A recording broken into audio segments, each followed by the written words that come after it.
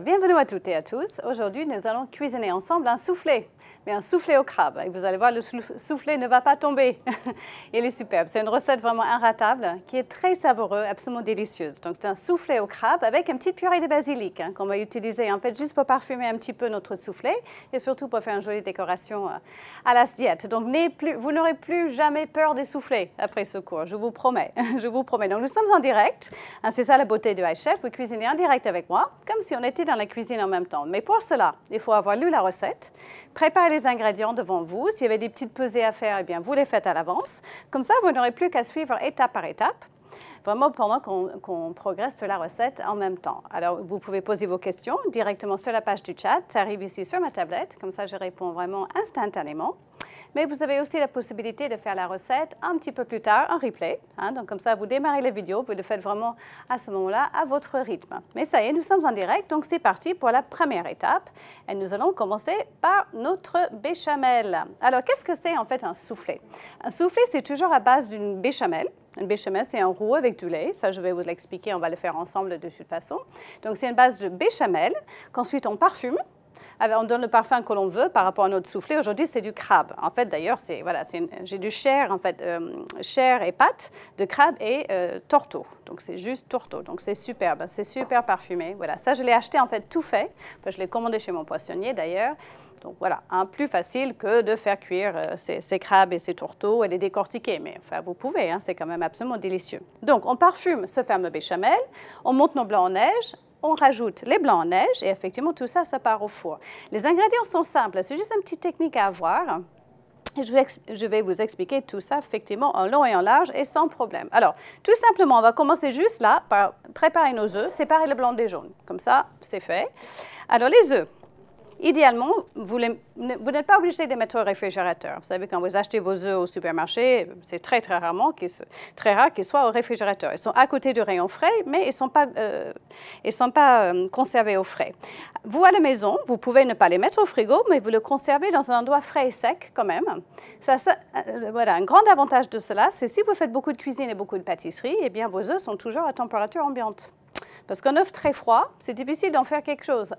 Effectivement, il vaut mieux qu'il soit à température ambiante. Donc, vous pouvez les sortir. Si vous les avez mis au réfrigérateur, pas de souci, mais vous les sortez un petit peu avant pour qu'ils soient à température ambiante. Il va nous falloir, en fait, 5 blancs et 3 jaunes.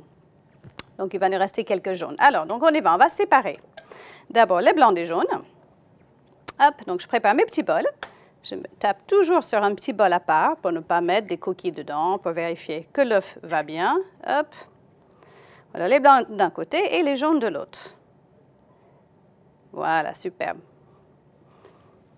Très bien. Les deux, voilà. Alors, les œufs, c'est toute une histoire. Privilégiez surtout les œufs de plein air. Bio aussi, pourquoi pas, mais surtout du plein air.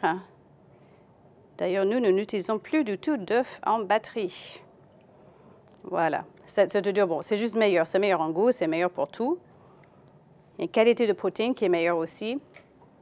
En termes de prix, il n'y a pas non plus une énorme différence. Donc voilà, faites un petit peu attention. On devient un petit peu plus conscient de tout ça. Et c'est pas mal. Alors ça y est, je suis à mon 3e jaune, mon 3e œuf, 3 jaunes. Hop, ça c'est parfait. Et il me faut encore un petit peu de blanc. Alors, donc ce que je vais faire, je vais récupérer juste un autre petit saladier pour les autres jaunes. Donc beaucoup de blanc d'œuf, 5 blancs. Donc, effectivement, on va les monter et notre soufflé, effectivement, va être bien gonflé et bien aérien grâce, justement, à ces blancs d'œufs. Alors, ce jaune-là, je le mets de côté.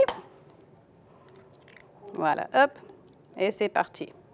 Alors, les mains bien propres, évidemment, avant de commencer à travailler avec les œufs. De toute façon, avant de cuisiner, on lave toujours des mains. Et là, j'ai de l'œuf plein les mains, donc je les relave. Donc en fait, c'est quelque chose qui peut présenter des petits risques sanitaires en cuisine, on en parle souvent. Mais bon, avec quelques petites précautions, il n'y a pas de souci. Voilà, on les travaille de façon très propre. Alors, les blancs d'un côté, mes jaunes. Ça, tout va bien. Alors, les jaunes qui restent, qu'est-ce que je peux en faire? C'est vrai qu'en cuisine, on déteste jeter. Il faut juste savoir que les risques sanitaires viennent plutôt des jaunes. D'accord? Donc, s'il y a les petits risques de bactéries ou de salmonelle, ça viendrait du jaune. Si vous les utilisez tout de suite, pas de souci. Vous pouvez faire une crème anglaise, une crème pâtissière, une mayonnaise, une belle mayonnaise, que vous réserverez bien au frais, il n'y a pas de souci. Mais si vous ne voulez pas les utiliser tout de suite, vous ne les gardez pas. Je suis désolée, ça c'est vraiment le genre de choses qui peut présenter quelques petits risques. Je tiens à vous. Je ne veux pas vous empoisonner, donc si vous ne les utilisez pas de suite, eh bien, vous ne les gardez pas. Voilà, ce sont toujours que des jaunes d'œufs malgré tout. Alors, superbe. Donc, on y va sur la béchamel. On va commencer par ce qu'on appelle un roux. Un roux, c'est tout simplement du temps pour temps, beurre doux et farine. Donc, on va commencer par faire fondre notre beurre. Voilà, donc là, en l'occurrence, c'est 20 grammes, 20 grammes. Donc, ça paraît peu, mais vous allez voir, ça va faire une bonne quantité de roux et une bonne quantité de béchamel. Alors, ma plaque, elle est sur 6, donc je vais doucement. Hein, je ne le mets pas non plus à pleine vitesse. Voilà, pas trop chaud, effectivement. Je ne veux surtout pas que le beurre, déjà, qu'il prenne de la coloration.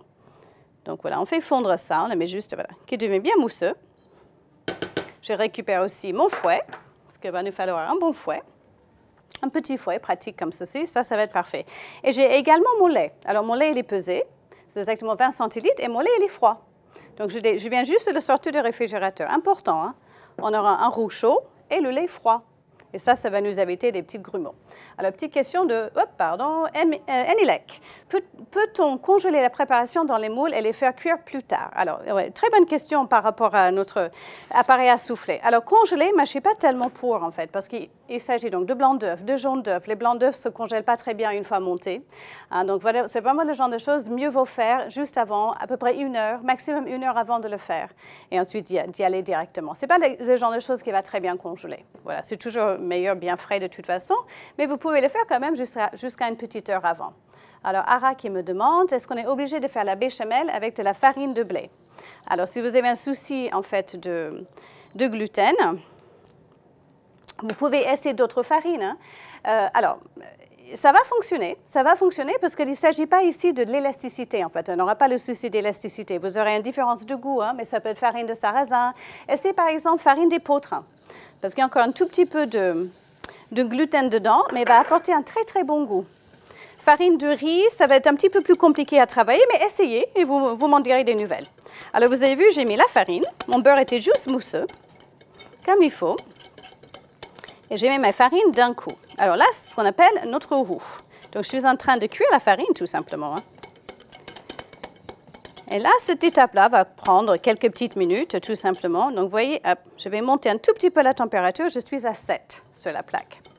Ce que je voudrais faire à ce stade-là, c'est cuire la farine et aussi le dessécher un petit peu. Mais je ne voudrais absolument éviter à ce qu'elle prenne de la couleur. Donc, sans coloration, nous sommes sur un roux blond et pas un roux brun. Ça existe aussi, hein, mais on voudrait un béchamel bien blanc. Voilà, donc là, on voit bien. Vous voyez, en fait, on voit qu'il commence à laisser des petites marques dans le fond de notre casserole. Il se détache, il commence à dessécher. Ça, c'est parfait. Alors, je vais commencer à verser le lait tout doucement et en fouettant vraiment vigoureusement. Alors là, il faut y aller. Hein. Je vais dans les coins, dans les angles. Vous voyez, hop, elle prend tout de suite. Donc là, il suffit juste de délayer, en fait. Voilà, notre roux avec le lait. Alors, le choc thermique ici est important. C'est-à-dire, on avait notre roux qui était bien chaud. Et du coup, je lui rajoute le lait froid. Et ça, en fait, ça va éviter tout ce qui grumeau. Mais j'y vais, hein. C'est sportif, la cuisine, hein. Vous voyez, elle est bien lisse. Et là, voilà. Là, ça ne craint plus rien. Je rajoute mon lait. Ça, vous pouvez le rajouter en 2 ou 3 fois. Voilà, je commence doucement. Et effectivement, voilà. Voilà, notre roux commence à être délayé par le lait. Les demi-écrémés, ça va suffire, en fait. Voilà, je vais vraiment dans les angles aussi. Hein. Et voilà, et je mets le reste. Alors, cette petite béchamel, il va falloir le porter à ébullition. Une petite ébullition, hein. Démarrage d'ébullition. Et ça va épaissir le tout. Et comme ça, on est absolument sûr que toute la farine, elle est cuite. Vous voyez, elle est superbe. Là, elle est bien lisse, mais elle n'est pas encore assez épaisse. Regardez, elle est encore un tout petit peu liquide. Vous avez vu, 0 grumeaux. Donc ça, c'était facile, hein, vraiment. Roux chaud, lait froid, ou au contraire, hein, on peut faire roux froid, c'est-à-dire vous le refroidissez et vous chauffez le lait. Bon, c'est juste que ça prend un peu plus de temps, donc je trouve que le roux chaud directement dans la casserole et le lait froid, ça fonctionne très bien. OK, et donc là, pour l'instant, elle n'a pas beaucoup de goût, hein. Elle n'est pas du tout assaisonnée, donc on va bien l'assaisonner, sel, poivre. Parfois, on met un peu de noix de muscade aussi, ça si vous voulez, vous pouvez. Avec le crabe, ce n'est pas forcément nécessaire, hein. Mais vous pourrez aussi mettre, si vous voulez, un peu de piment d'Espelette, un peu de paprika. Paprika pourrait être sympa parce que ça pourrait colorer un petit peu. Alors, hop. Donc, vous voyez, je regarde. Et ça y est, j'ai commencé à avoir mes premières petites bulles. Ça, c'est très important. Ça veut dire que je suis juste, on doit être à 98 degrés environ. Voilà, on arrive jusqu'à 100 degrés. Et comme ça, la farine, elle est cuite. Je continue encore un tout petit peu. En fait, c'est vraiment une question de texture. Voilà, il faut juste qu'elle s'épaississe suffisamment, voilà, pour tenir un peu dans les branches de notre fouet. Voilà, encore un tout petit peu. Je vois des questions, j'arrive. Promis, promis. Voilà, hop. Dans les angles de temps en temps. Et ça y est, voilà. Ça y est, elle commence à s'épaissir. En fait, pour un soufflé, il faut que la masse, au départ, soit un peu compacte, hein. Assez compacte, parce qu'après, on va additionner 5 blancs d'œufs. Imaginez 5 blancs d'œufs montés qui va vraiment aérer la matière. Donc, en fait, on commence avec quelque chose d'un peu épaisse et un peu dense. Voilà, ça, c'est parfait. J'enlève du feu et surtout et avant tout de suite, je débarrasse. Je débarrasse dans un petit saladier. Évidemment, pourquoi? Parce que si je le laisse dans la casserole, en inox d'ailleurs, qui est vraiment conducteur de chaleur, eh bien, il va continuer à cuire. Voilà, donc on y va. On le met direct dans un petit saladier, quelque chose qui va le permettre de refroidir un petit peu. Voilà, parfait. Alors, Joël 01.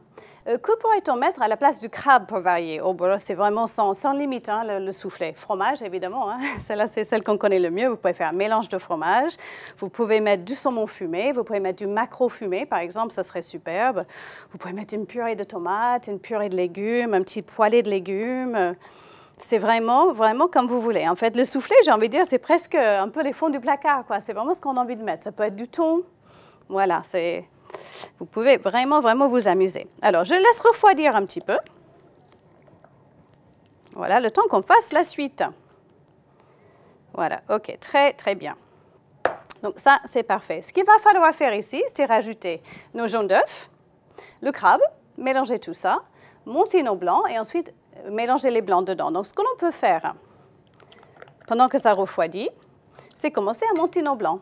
Tiens, Isabelle, qui me demande du fromage type parmesan. Ben oui, ça c'est juste sublime, hein. Soufflé parmesan, c'est fabuleux. C'est très très bon, ça avec une bonne salade, enfin voilà. C'est vraiment quelque chose qui plaît à tout le monde, c'est tellement bon. Parmesan, gorgonzola, roquefort, emmental, comté, vous pouvez vraiment y aller. Alors, les blancs, tiens, on va les monter au robot. Hop, vous pouvez aussi les faire à la main, évidemment, ou même avec un petit batteur à la main. Et comme ça, j'ai envie de dire, tant qu'à faire, hop, on va laisser le robot travailler pour nous. Voilà, tac. Alors, je vérifie bien le fond de la cuve, hein. Évidemment qu'il soit bien propre et surtout sec. Là, il y a un petit peu d'eau dedans, donc je le sèche. Voilà, c'est très important que les blancs ne soient pas trop humides, en fait, qu'il n'y ait pas d'eau dans le fond de la cuve. Alors, c'est parti pour les blancs. Donc, vous voyez, ils ne sont plus du tout froids, ça va, température ambiante. Je les verse dedans. Eh bien, on va commencer à les monter doucement. Au départ. Hop, est-ce que ça va tenir? Oui. Voilà, doucement au départ.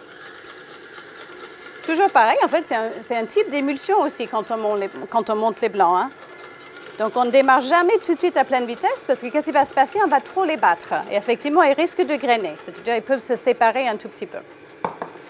Donc, on commence doucement et on montera la vitesse progressivement. Alors, revenons donc à notre béchamel. Vous voyez, donc elle a une belle texture et s'épaissit aussi en refroidissant. Donc, on va l'assaisonner. Nous n'avons pas encore assaisonné notre béchamel. Donc, une bonne pincée de sel fin, voire 2. Un bon tour de moulin à poivre. Il faut lui donner du goût, hein. Notre crabe, elle a un très bon goût, mais voilà, il faut quand même bien assaisonner tout ça. Là, ça y est. Je vais monter la vitesse. Alors, important aussi, nos blancs, on va les monter de façon très souple. Hein, c'est quasiment bec d'oiseau, voire un petit peu plus souple que ça. Surtout pas des pics fermes, parce que si les blancs sont trop montés, eh bien, ça va empêcher en fait toute la masse de monter au four. Donc voilà, assez souple, les blancs souples. Voilà, superbe. Alors là-dedans, on va rajouter notre crabe. Donc je disais, en fait, c'est déjà en fait du crabe décortiqué, cuit et décortiqué. Acheté en fait chez mon poissonnier sous vide et le vend sous vide. Donc, vraiment très intéressante. Environ 200 grammes. Et c'est un mélange de chair et pâte. Donc très goûteux. Donc on aura des vrais morceaux. Hein. C'est ça ce qui est sympa à regarder. On a des vrais morceaux en fait de crabe. Donc quand on va plonger la cuillère dans notre soufflé, effectivement, on aura un petit peu de mâche.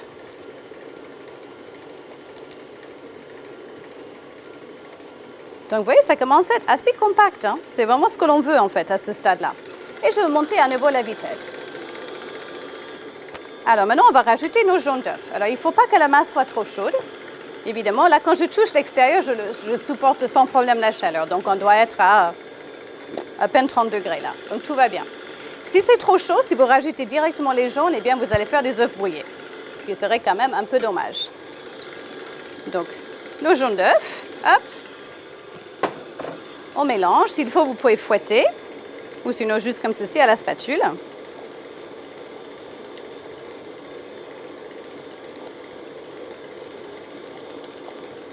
Pas mal de protéines, là. Allez, il y a Castel 14 qui me demande pas de muscade. Là, j'en mets pas, mais vous pouvez. Vous pouvez, il n'y a pas de souci. Vous pouvez râper un petit peu de muscade dedans. Ou comme je disais, paprika, piment d'Espelette, un peu de piment, pourquoi pas. Un peu de curry aussi. Vous savez que la base est assez neutre quand même. Cette béchamel, c'est farine, beurre et lait. Le crabe aussi, donc vous pouvez lui donner un petit coup de peps si vous voulez. Alors ça, c'est parfait. Donc, les blancs commencent à être très très bien, on y est presque. Donc ce que je vous conseille de faire maintenant, c'est préchauffer le four. D'accord, on va préchauffer notre four. C'est un four chaud, hein. Sur la fiche technique, c'est 230 degrés.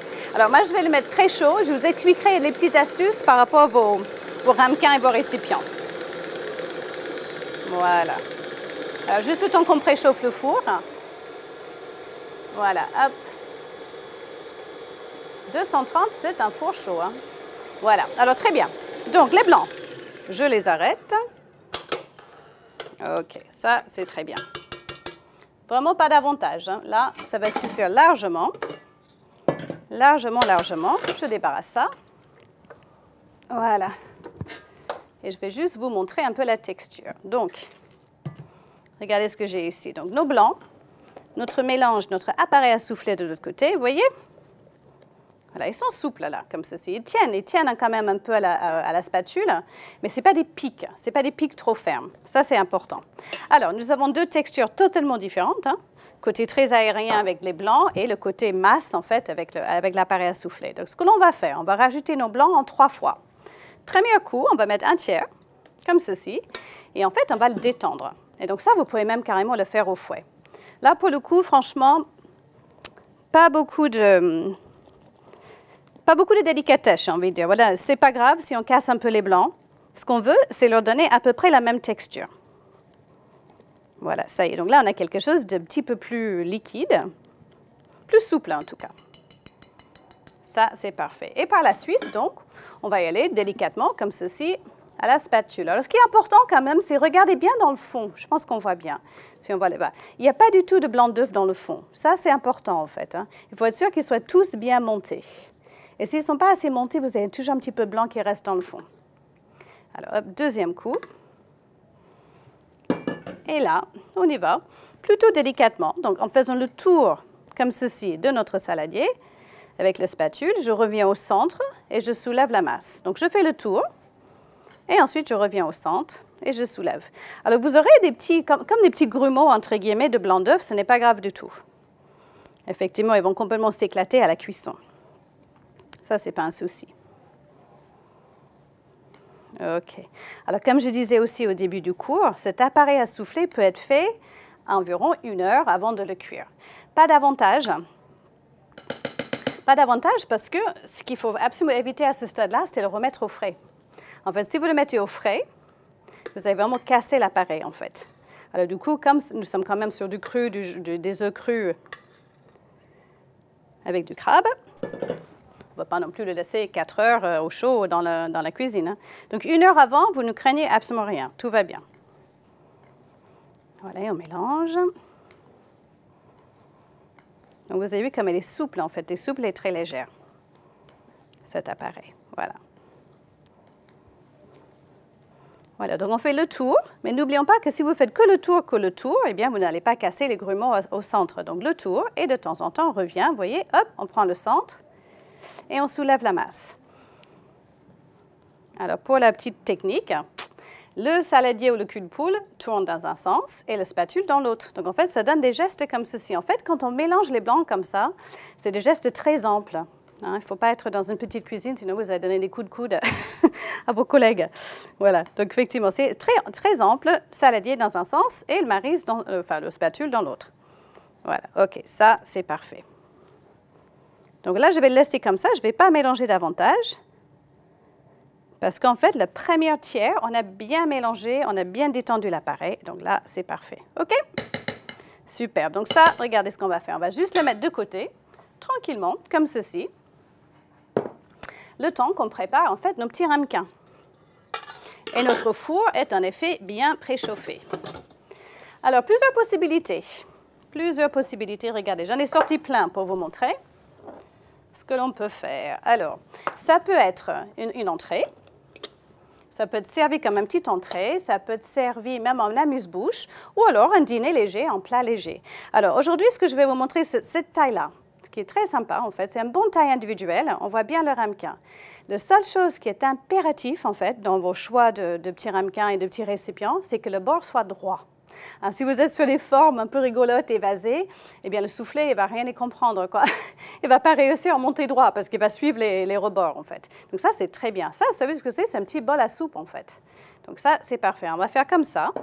Après, c'est des petits ramequins individuels comme ceci, qui sont légèrement évasés, légèrement, hein, mais qui seraient très bien aussi. Même des tasses, pourquoi pas? Vous pouvez prendre des tasses de café. Ça, c'est assez rigolo parce que les bords sont bien droits. Ça, en amuse-bouche. C'est vraiment, voilà, on va dire une petite cuillerée comme ça. Un amuse-bouche, c'est assez rigolo. Voilà, moule à souffler classique. Hein. Ou sinon, des petits verres transparents, ce qu'on appelle des bodegas, en fait, des petits verres espagnols. Ça, c'est super parce que c'est transparent, c'est rigolo, quoi. Donc, on le voit en transparence et on voit le côté, en fait, des soufflets. Donc, aujourd'hui, on va faire, en fait, une bonne taille un peu pour la portion individuelle et puis quelques verres bodegas aussi. Superbe. Alors, il faut préparer un peu de beurre, un peu de farine et un pinceau. Alors, le beurre, il faut qu'il soit ce qu'on appelle pommade. Donc, surtout pas du beurre fondu. Donc, vous voyez, j'ai mis mon beurre dedans. Je l'ai sorti du réfrigérateur juste avant le début du cours. Si votre beurre est froid et que vous êtes vraiment en train de travailler en direct avec moi, j'espère, vous pouvez le mettre à les 15 secondes au micro-ondes. Mais surtout pas du beurre fondu. Hein, juste bien pommade. Donc, si vous voulez, allez-y, vous le mettez juste quelques instants au micro-ondes pour qu'il soit bien pommade. Et surtout un bon pinceau comme ceci. Alors, on va commencer avec le grand.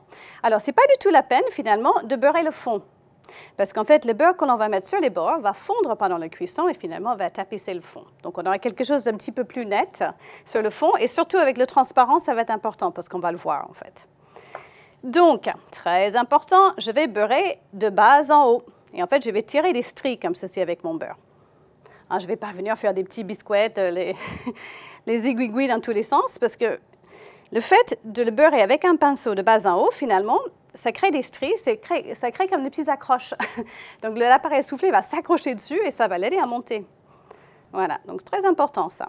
Ça, par contre, vous pouvez le faire un petit peu à l'avance et les mettre au frais. Voilà, les bloquer au réfrigérateur pour que le beurre fige un petit peu. Vous voyez? Alors, ça, c'est parfait. Donc, c'est beurré.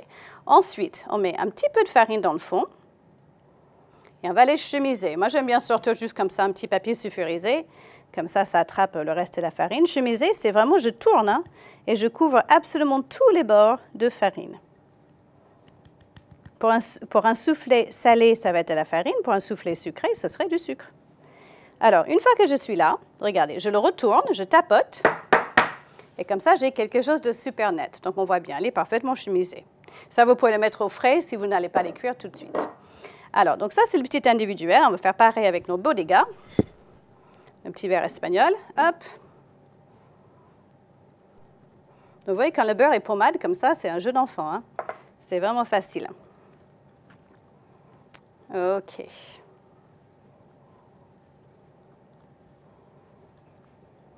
Parfait. Tiens, on va en faire 3. Je pense que... Alors, avec cette quantité-là, vous faites facilement 4 grands, ou alors au moins 6, 8 petits. Hein. Aucun problème. Après, si vous voulez partir sur les tout petits amuse-bouches, alors là, vous en faites au moins 12. Attention, par contre, de ne pas trop varier les tailles en même temps, parce que le temps de cuisson ne sera pas le même. Voilà, donc là, il faut essayer de rester sur les mêmes tailles de récipients. Et là, on est impeccable. Alors, Pilot James. Pourquoi pas le beurre fondu? Ben, le beurre fondu, effectivement, est fondu. Donc, en fait, il va juste couler sur les bords. Vous allez avoir du mal, en fait, à avoir vraiment un côté chemisé très net avec le beurre fondu. Donc, je préfère vraiment juste du beurre pommade. Alors, farine. Alors, l'avantage aussi de faire ceci au-dessus d'un petit papier sulfurisé ou une assiette, c'est que vous pouvez récupérer la farine aussi et l'utiliser pour d'autres. Hop, je retourne. Vous voyez, parfait. Donc là, hop, si je veux, je peux récupérer cette farine-là. Voilà, je rechemise. On retourne. Et voilà, parfait ça. Cette étape est importante. Elle peut paraître légèrement laborieuse, entre guillemets, mais il ne faut vraiment pas faire n'importe quoi. Il ne faut pas qu'il y ait des gros paquets de farine parce que ça va s'en ressortir, surtout avec le transparent parce que ça se voit en fait. Voilà, super. OK. On va commencer avec ça. Et ça va être parfait. Voilà, notre appareil, elle est ici.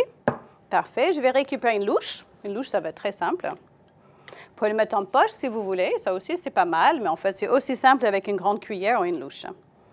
Alors, on y va. On va la remplir jusqu'en haut. Voilà. Et après, je vais vous montrer, on va égaliser le dessus. Tapoter un petit peu. J'aime bien le faire dépasser même carrément un tout petit peu. Comme ceci. Et après, regardez, je tapote pour bien répartir l'appareil. Qu'est-ce que ça sent bon? Ça sent bon le crabe. Et après, avec mon spatule, je vais juste égaliser le dessus. Hop, vous voyez, je tire comme si je faisais du plâtre, en fait. Un quart de tour, un quart de tour, et là, j'ai quelque chose de bien net. Après, petite astuce indispensable, regardez, les mains propres, évidemment. Entre le pouce et l'index, je vais rentrer mon pouce et je tire. Je fais le tour comme ceci. Alors après, voilà, ça va obliger mon soufflet à monter droit. Vous voyez, hop, a priori, si tout va bien, il va monter juste bien droit. Alors, je récupère une plaque. Plaque à pâtisserie, ça va être plus facile comme ça. Et je pose dessus. Et voilà, et c'est parti. Alors là, hop. Donc là, sur le transparent, c'est rigolo parce qu'en effet, on va complètement le voir à travers et en transparence. Ça, c'est marrant. Alors, quand vous faites ce genre de choses, faites un petit travail à la chaîne, en fait. Hein. Vous les remplissez tous d'abord. Voilà. Ensuite, on tapote.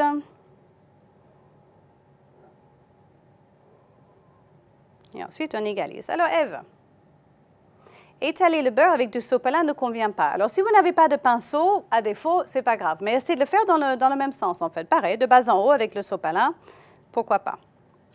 En fait, ce qu'il faut éviter, c'est juste de faire des ronds et mettre le beurre un peu n'importe où. C'est juste une petite précaution en plus qui va vous aider. Hein. Donc là, on a fait plein de choses, on a pris plein de précautions jusqu'à là. Donc, tant qu'à faire, on va continuer à se donner toutes les chances pour que notre soufflé soit juste parfait. Alors, hop, impeccable. Donc, je tapote légèrement. Là aussi. Et après, j'égalise. Voilà. Hop. Super, je vois plein de petits morceaux de crabe. Ça va être trop bon, ça. OK, ça, impeccable. Et après, comme tout à l'heure, le pouce à l'intérieur, l'index à l'extérieur et je tourne. Voilà. Et là, du coup, j'aurai quelque chose de bien net. OK. Donc là, je vais vous parler tranquillement de la cuisson. Alors aujourd'hui, nous avons la chance d'avoir des fours super perfectionnés avec plein de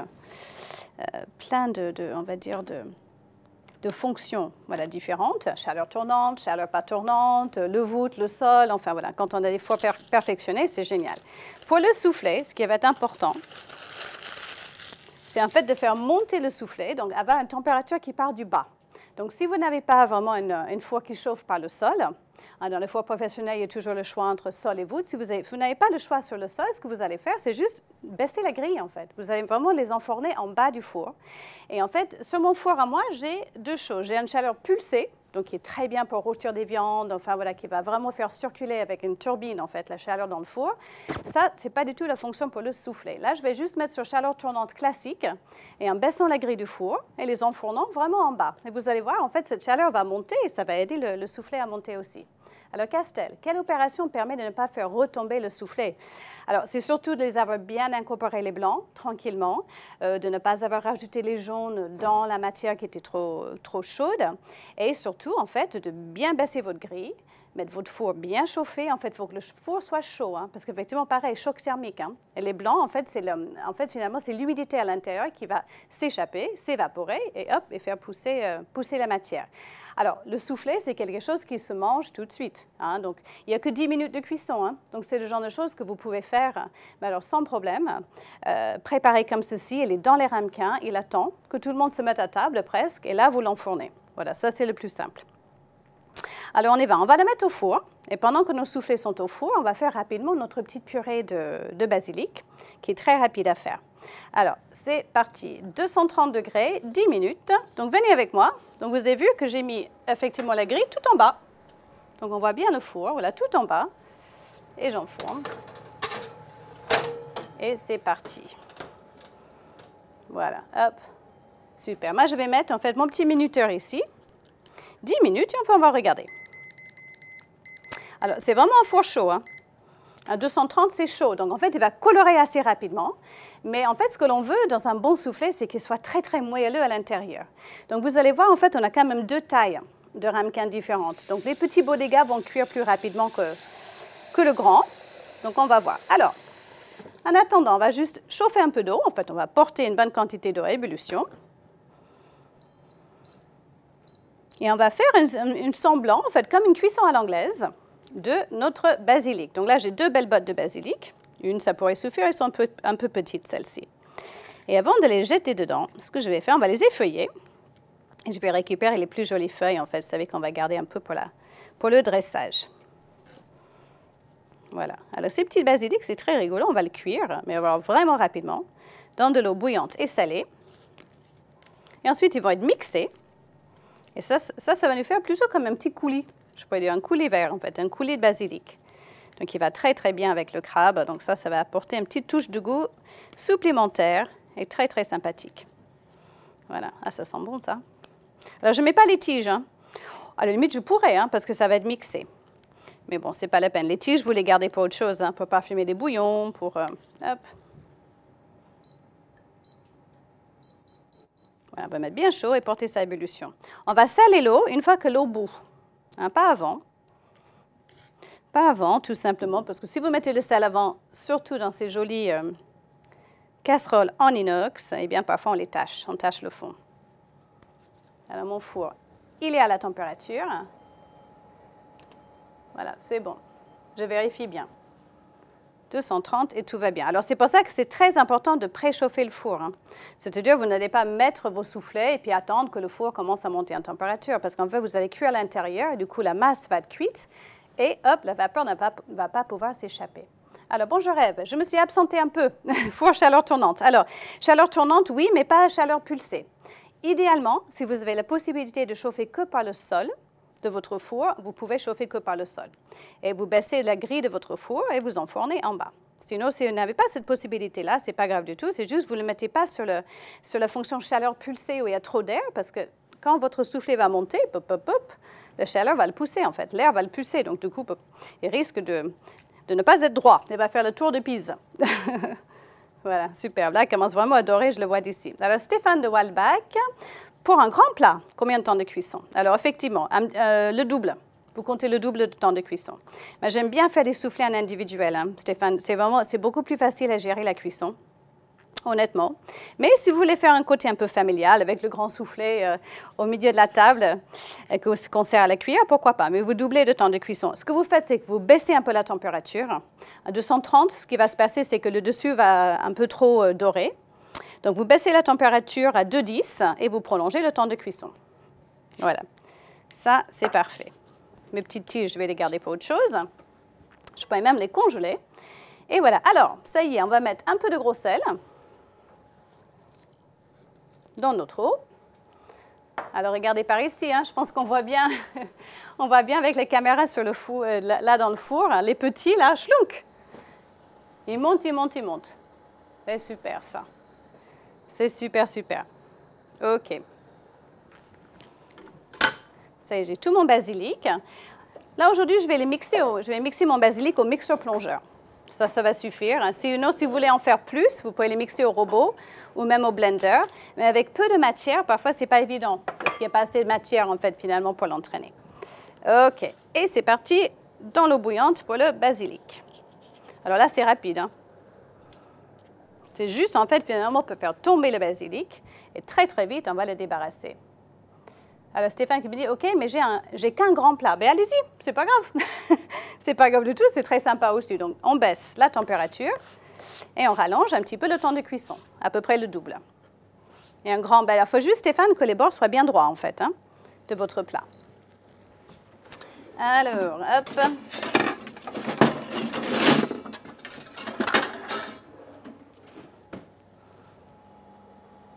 Alors là, ils montent, mais comme des fous, là. Alors, il est vrai que j'ai 1, 2, 3, 4 ramequins en même temps, là. Donc, du coup, effectivement, je ne suis pas sur chaleur pulsée, mais chaleur tournante légèrement. Donc, du coup, voilà, il y a quand même beaucoup de masse qui doit monter en même temps. Et celui qui est devant, il est rigolo, là. Ah, voilà. Hop, hop, hop, hop. Il était bien rempli. Il monte, mais alors, superbe.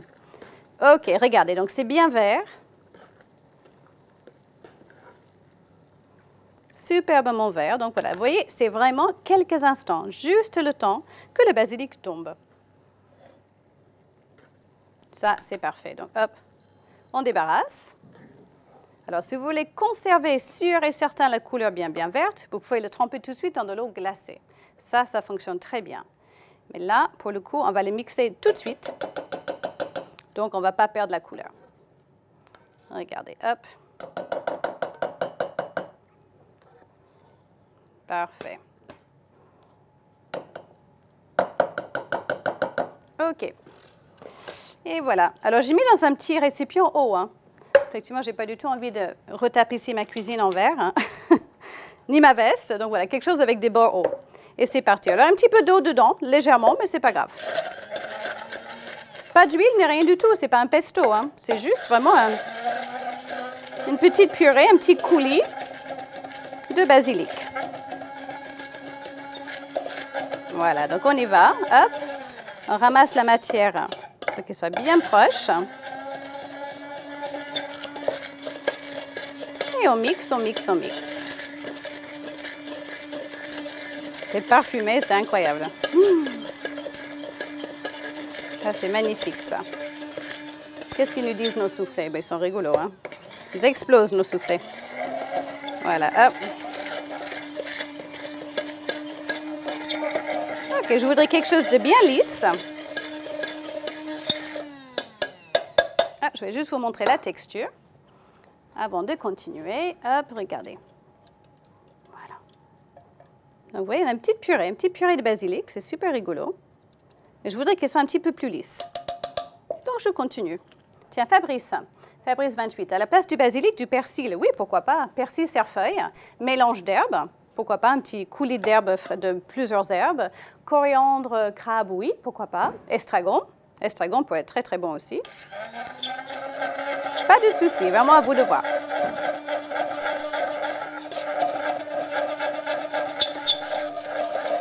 Voilà. C'est superbe, ça. OK, donc ça, c'est prêt. Nos grands soufflets sont magnifiques. Vraiment, super dorés. comme il faut. Il me reste juste plus que 2 petites minutes de cuisson. Tiens, cette petite purée, ce que je vais faire, c'est peut-être le débarrasser juste dans un petit ramequin. Ce serait plus facile à travailler. Voilà, hop. Donc c'est puissant, hein? Effectivement, c'est que du basilic. Donc on va mettre qu'un tout petit peu sur le dessus. Hein. Ça va suffire. Voilà, regardez la couleur. Ça, c'est beau. Hein? 100% naturel. Hein? Pas de colorant là-dedans, ça c'est sûr, jamais. Voilà, hop, parfait. Alors, les soufflets, qu'est-ce qu'ils nous disent? Plus qu'une petite minute.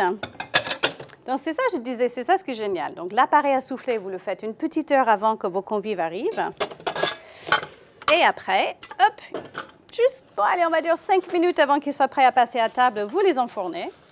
Hein, en format individuel, 10 minutes de cuisson. Après, hop, vous arrivez avec vos soufflets magnifiques, chauds et parfaits. Hein, c'est vrai que ça s'en jette. S'en jette et c'est surtout très, très bon.